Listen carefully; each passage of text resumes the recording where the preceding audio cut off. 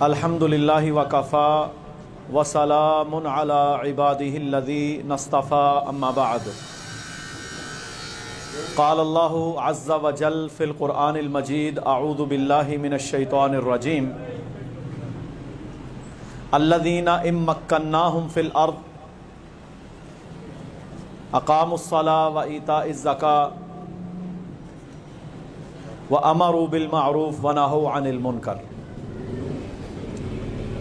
اللہ رب العالمین نے قرآن مجید میں ارشاد فرمایا، جن لوگوں کو اللہ تعالیٰ زمین میں حکومت عطا کرتا ہے ان کی یہ پہلی ذمہ داری ہے کہ وہ نماز کا نظام قائم کریں۔ اللہ تعالیٰ جسے بادشاہ بنا دے، حکمران بنا دے، گھر کا سربراہ بنا دے، دکان کا سربراہ بنا دے، تو پہلی ذمہ داری کیا ہے؟ اقام الصلاۃ، کہ وہ نماز کے نظام کو اپنے سے نیچے والے لوگوں پر قائم کرے۔ یہ نہیں کہ 100 بندہ اس کے پاس کام کر رہا ہے اور وہ خود نمازیں پڑھ رہا ہے، دوسروں کو نہیں کہتا۔ حالانکہ ملازم کم از کم جب اپنے مالک کے پاس اس کے کاروبار کی جگہ پر ہوتا ہے تو وہ پابند ہے، نہیں کہے گا۔ تو سب سے پہلا اقام الصلاۃ۔ اسی طرح حکمران ہے، اس پر یہ ذمہ داری ہے کہ وہ اپنی رعایا کو نماز کا پابند کروائے اور خود بھی نماز پڑھے۔ ظاہر ہے جب آپ خود نماز پڑھیں گے تو پھر دوسرے کو حکم دیں گے۔ تو پہلی تو خوبی یہ ہونی چاہیے، جسے اللہ حکومت دے دے، جسے اللہ طاقت دے دے، کسی چیز پر امیر بنا دے، بڑا بنا دے، تو وہ کیا کرے گا؟ نماز قائم کرے گا۔ دوسرے نمبر پر زکوٰۃ کا نظام قائم کرے، یعنی اللہ تعالیٰ نے اسے جو مال دیا ہے اس میں سے اللہ کا حق غریبوں کو دے، یہ بھی فرض ہے۔ اب آپ دیکھ لیں، یہاں اپنے شہر کو دیکھیں تو یہاں ہزاروں کی تعداد میں تاجروں کو میں جانتا ہوں جنہوں نے زکوٰۃ سے بچنے کے لیے اپنے نظام ہی چینج کر لیے، کوئی کچھ بن گیا، کوئی کچھ بن گیا، جنہوں نے زکوٰۃ سے بچنے کے لیے بہانے بنائے۔ اور ہم دیکھتے ہیں 50 سال 40 سال کی عمر میں دل کا دورہ پڑتا ہے اور غریبوں کا مال اپنے پیٹ کے اندر بھر کے اللہ کا حق وہ مر جاتا ہے، کچھ ساتھ لے کر نہیں جاتا۔ تو دوسرا کیا ہے؟ زکوٰۃ کا نظام قائم کرے۔ اگر زکوٰۃ کا صحیح نظام قائم کیا جائے تو میرے محترم بھائیوں، اللہ کے فضل و کرم سے غریب آپ کو نظر نہ آئے۔ اچھا، پہلا نماز کا نظام، دوسرا زکوٰۃ کا نظام، اور تیسرے نمبر پر کیا فرمایا؟ وَأَمَرُوا بِالْمَعْرُوفِ، اور وہ نیکی کا حکم دے، وَنَهَوْا عَنِ الْمُنْكَرِ، اور برائی سے روکے۔ اچھا، جس طرح نماز فرض ہے نا، قرآن تو اللہ کا ہے نا سارا، اچھا اللہ نے اس میں جتنے حکم دیے وہ ہم پر ماننا لازم ہے۔ کوئی بندہ یہ نہیں کہہ سکتا یا اللہ میں اے مناں گا تے اے نہیں مناں گا، کہہ سکتے ہیں آپ؟ نہیں، بلکہ ہم پابند ہیں جو اللہ رب العالمین نے نازل کر دیا، جو محمد کریم صلی اللہ علیہ وسلم نے بتا دیا، بیان کر دیا، وہ ہم نے ماننا بھی ہے اور اس پر عمل بھی کرنا ہے۔ اس میں میری اور آپ کی خواہش کوئی نہیں۔ تو کیا ہے؟ وَأَمَرُوا بِالْمَعْرُوفِ، اور تم نے نیکی کا حکم دینا ہے۔ نیکی کا حکم سے کیا مراد ہے؟ ہمارے ہاں نا محلے داری ہو، دکانداری ہو، بازاروں میں ہو، ہم جہاں ہمارا زور اور بس چلتا ہے وہاں بھی برائی سے نہیں روکتے۔ اس کے 3 رتبے ہیں، 3 سٹیج ہیں۔ پہلی سٹیج اللہ کے نبی نے بیان فرمایا، جس بندے کے اندر برائی کو روکنے کی طاقت ہو فَلْيُغَيِّرْ بِيَدِهِ، وہ اپنے ہاتھوں سے اسے روکے۔ فَإِن لَمْ يَسْتَطِعْ، اگر وہ اس کی طاقت نہیں رکھتا، کمزور بندہ ہے بیچارہ، آگے بدماش ہے، اگر فَإِن لَمْ يَسْتَطِعْ، اگر وہ اس کی طاقت نہیں رکھتا، فَبِلِسَانِهِ، تو اپنی زبان سے روکے اسے۔ فَإِن لَمْ يَسْتَطِعْ، اور اگر وہ زبان سے روکنے کی بھی طاقت نہیں رکھتا، فَبِقَلْبِهِ، تو دل میں اس برائی کو برا جانے۔ کتنے شعبے ہیں اس کے؟ 3۔ اگر برائی کو روک سکتا ہے ہاتھ سے تو उसे पकड़कर बुराई से रोक दे, अगर नहीं तो जुबान से मना करे उसे कि डर जा, ये अल्लाह की नाफरमानी है। और तीसरे नंबर पर अगर वो ये दोनों काम नहीं कर सकता तो कम अज कम दिल में उस बुराई को बुरा जाने। फज़ालिका अज़अफुल ईमान, फरमाया ये ईमान का सबसे छोटा दर्जा है। और जो बंदा दिल में भी बुराई को बुरा नहीं जानता फिर वो भी बुराई में शामिल है। देखे ना, आपने म्यूजिक लगा हुआ देखा, आपने बदकारी देखी, आपने कहीं अल्लाह की नाफरमानी देखी और आप दिल में भी उसे बुरा नहीं जान रहे, बल्कि आप कहते हैं ठीक है यार अच्छी चीज है, तो आप भी उसमें शामिल हैं। कम अज कम हमारे लिए यह लाजिम है कि अमर बिल मारूफ में हम क्या है कि हम दिल से उसे बुरा जाने और उस मजलिस से उठकर चले जाएं। इतना तो यार कर सकते हो ना, कहीं गीबत हो रही है, किसी जगह पर शराब पी जा रही है, आप वहां बैठे हैं, वो लोग बुराई करना शुरू हो गए, तो आपको उन्होंने कोई संगल मार के बांध तो नहीं दिया, आप उसे दिल से बुरा जानने नहीं लड़ सकते, उनके साथ नहीं जुबान से कह सकते, आप उठकर बाहर चले जाएं, आप उनकी लानत का शिकार नहीं होंगे। यह है अमर बिल मारूफ की शक्लें। तो अमर बिल मारूफ हमने करना है। मसलन आप अपने घर में गए, आपने देखा कि आपका बेटा और बेटी नमाज नहीं पढ़ते, सबसे पहली जिम्मेदारी बाप की है कि वो उसके कान खींचे, प्यार से समझाए, उसे उठाए, उसे वुजू करवाए, उसे मुसल्ले पर खड़ा करे, बेटी को नमाज पढ़ाए, कुरान पढ़ाए। अब देखो बेटी घर से हमारी बाहर निकल रही है तो मुझे तो पता है ना कि इसने कौन सा लिबास पहना हुआ है, ये लिबास अच्छा है, ये लिबास बुरा है, मैंने उसे क्या तलकीन करनी है, बेटे तू घर से बाहर जा रही है, पर्दा कर, दुपट्टा ले, चादर ले, निकाब कर, अपने जिस्म को ढांप, मेकअप नहीं करना, खुशबू नहीं लगानी। ये क्या है? अमर बिल मारूफ। ये घर से शुरू करें। अगर आप अपनी बेटी को पर्दा नहीं करवाएंगे, वो गलियों बाजारों में जब घूमेगी तो मेरे भाइयों क्या है? फितना। ये अमर बिल मारूफ का पहला स्टेप है। और जब हम खुद देखें ना, माएँ, आजकल हम भी बाजारों में, डॉक्टर हूं, हमारे पास हजारों लोग आते हैं, देखते हैं माएँ अपनी जवान बेटियों को जब बनाओ सिंगार करके बाजारों में लेकर घूमेंगी तो शर तो फैलेगा। अल्लाह ने क्या हुक्म दिया? अल्लाह ने हुक्म दिया कि या अय्युहन नबी, सूरह अहज़ाब में, या अय्युहन नबी, ए मेरे नबी, कुल आप कह दीजिए, किनको? लि अज़वाजिक, अपनी बीवियों को, वबनातिक, अपनी बेटियों को, वनिसाइल मुमिनीना, और मोमिनों की औरतों को।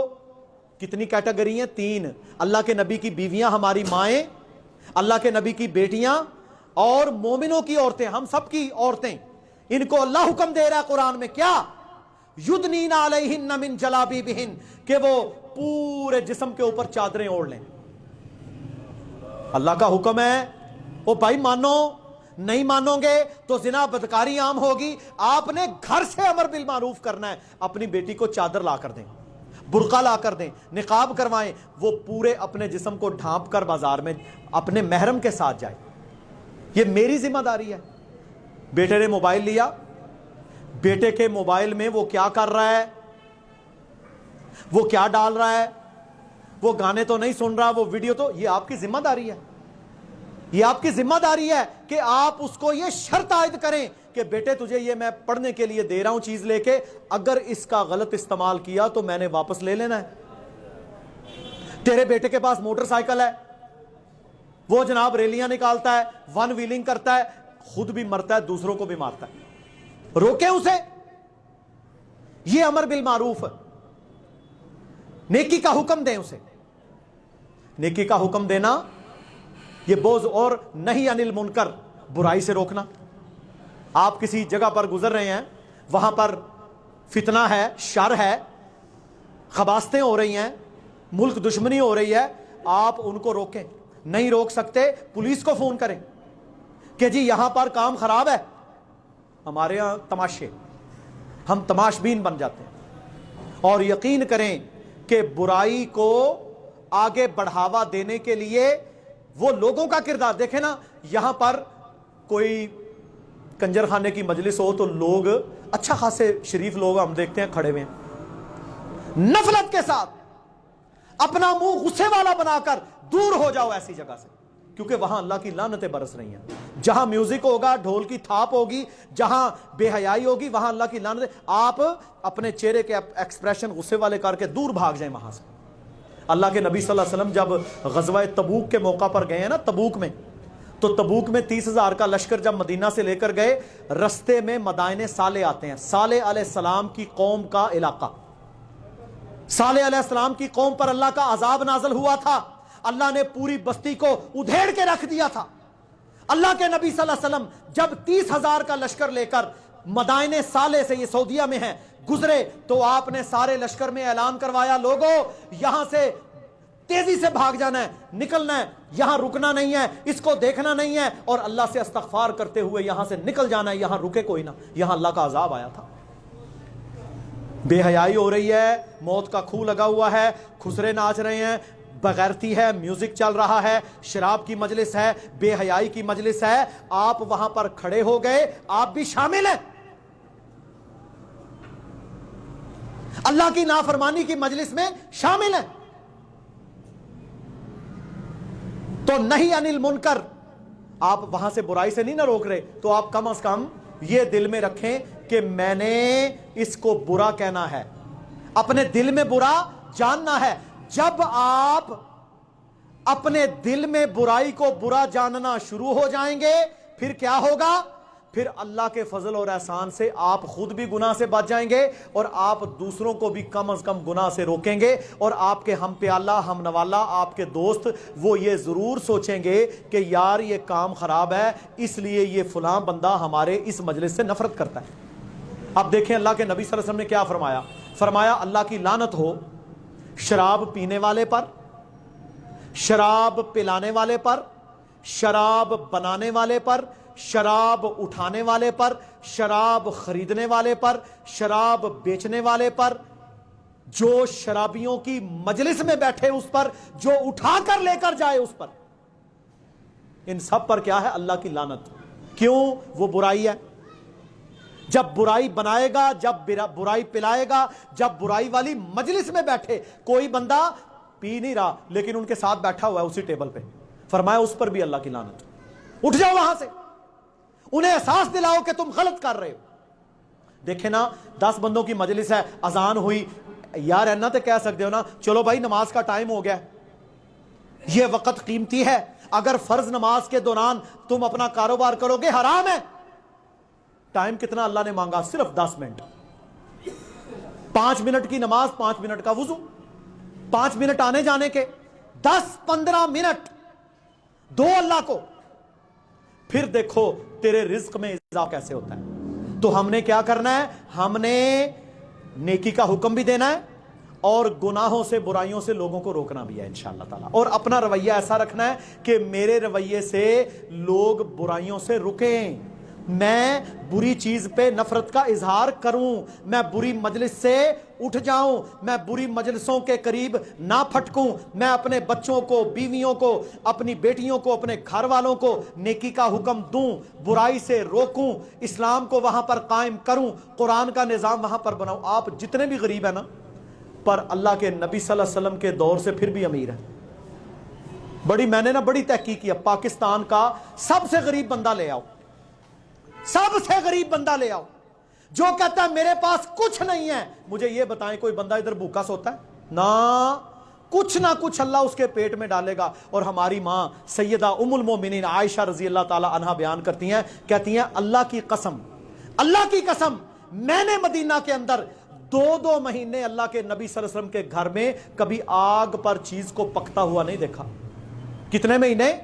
2 مہینے، نہ سالن نہ روٹی، کھجور اور پانی، کھجور اور پانی۔ کیا دو کالی چیزیں ہوتی تھیں، ایک کھجور کالی اور ایک مٹی والا کنویں کا پانی، ان 2 چیزوں پر ہم 2 مہینے گزارا کرتے تھے۔ سوچے تو صحیح ہم کہاں کھڑے، یہ اللہ کے نبی صلی اللہ علیہ وسلم کا گھر ہے۔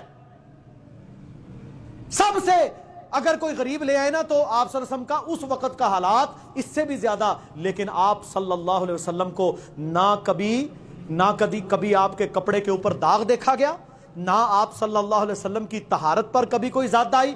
آپ صلی اللہ علیہ وسلم کے بارے میں صحابہ فرماتے ہیں اللہ کے نبی علیہ الصلوۃ والسلام اپنے امامہ مبارک کے نیچے کپڑا رکھتے تھے, ہم نے آج تک اس کپڑے کو بھی کبھی گندا نہیں دیکھا. طہارت, خوشبو کا استعمال, نماز کا اہتمام, وضو کا اہتمام, مسواک کا اہتمام, یہ اللہ کے نبی نے 1441 سال پہلے کیا, ہم کیوں نہیں کر سکتے؟ او میں بڑا غریب ہوں جی, میرا جی ہے نہیں, سب جھوٹ ہے, سب جھوٹ ہے. تو جتنا غریب ہے تو اتنا اللہ کے قریب ہونا چاہیے, تو جتنا امیر ہے تو اللہ کے قریب ہونا چاہیے. تجھے تو شکر ادا کرنا چاہیے 24 گھنٹے کہ میرے اللہ نے مجھے اتنا اچھا پوشاک, اتنا اچھا لباس, بیوی بچے, مجھے لنگڑا لولا ہونے سے بچا لیا. شکر ادا کرنا چاہیے. تو میرے بھائیوں, امر بالمعروف اور نہی عن المنکر کی سوچ ہم نے بیدار کرنی ہے. انشاءاللہ اس کا بڑا فائدہ ہوگا, اور اللہ رب العزت مجھے اور آپ سب کو سمجھنے کی, عمل کرنے کی توفیق عطا فرمائے. سبحان ربک رب العزت عما یصفون وسلام علی المرسلین والحمد للہ رب العالمین. اللہم اغفر لنا وللمؤمنین والمؤمنات والمسلمین والمسلمات وألف بین قلوبہم وأصلح ذات بینہم وانصرہم علی عدوک وعدوہم. اللہم العن الکفرۃ الذین یصدون عن سبیلک ویکذبون رسلک ویقاتلون اولیاءک. اللہم خالف بین کلمتہم وزلزل اقدامہم وانزل بہم بأسک الذی لا تردہ عن القوم المجرمین. اللہم انصر الاسلام والمسلمین, اللہم اعز الاسلام والمسلمین, اللہم انصر المجاہدین فی کل مکان, اللہم انصرہم واحفظہم. ربنا آتنا فی الدنیا حسنہ وفی الآخرۃ حسنہ وقنا عذاب النار. سبحان ربک رب العزت عما یصفون وسلام علی المرسلین والحمد للہ رب العالمین.